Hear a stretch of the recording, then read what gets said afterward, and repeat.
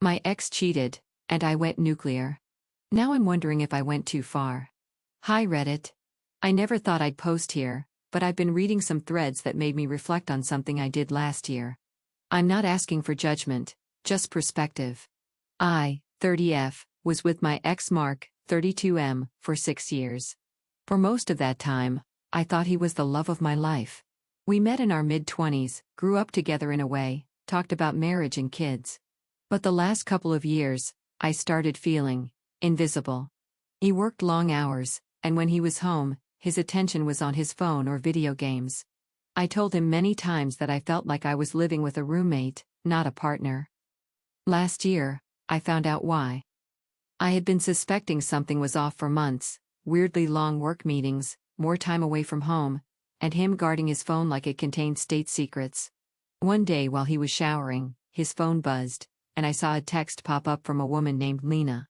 I opened it and there it was. Flirty messages, emotional confessions, and eventually, graphic stuff. The kind of things you can't unsee. I didn't yell. I didn't cry, not at first. I just felt cold all over. I told him to pack a bag and leave that night.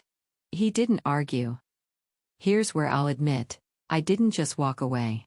I went nuclear. I told our entire friend group what happened. I posted a vague but very pointed status on Facebook about betrayal.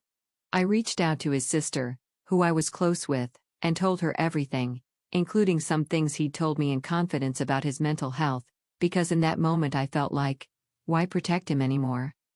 People cut him off immediately. Some mutual friends even blocked him without speaking to him. Lena was dragged online. I won't lie, at the time, it felt good. Like justice. Like I had taken back some control after being blindsided. But I didn't stop there. I sent an email to his boss, partly to explain why I was suddenly unreachable for joint events we were supposed to attend, but also because I wanted his professional life to feel the impact too. I told some of his extended family members my side of things. I might have exaggerated a few details in the heat of the moment. Within a month, his social life was destroyed. People who had known him for years were acting like he never existed. And at the time, I didn't feel bad. I thought, good. Now you know what it's like to lose everything overnight. Fast forward a year. I'm in a much better place. I'm living with a new partner who treats me well. But recently, I ran into Mark at the grocery store. I expected to feel angry, but I didn't. I felt neutral. Maybe a little sad. We talked briefly, and I told him I hoped he'd learned something. But then, and I don't know why I said it, I told him I might have gone too far. Because now, with distance, I realize I didn't just punish him for cheating. I wanted to erase him from existence. I weaponized information he gave me when we were still in love.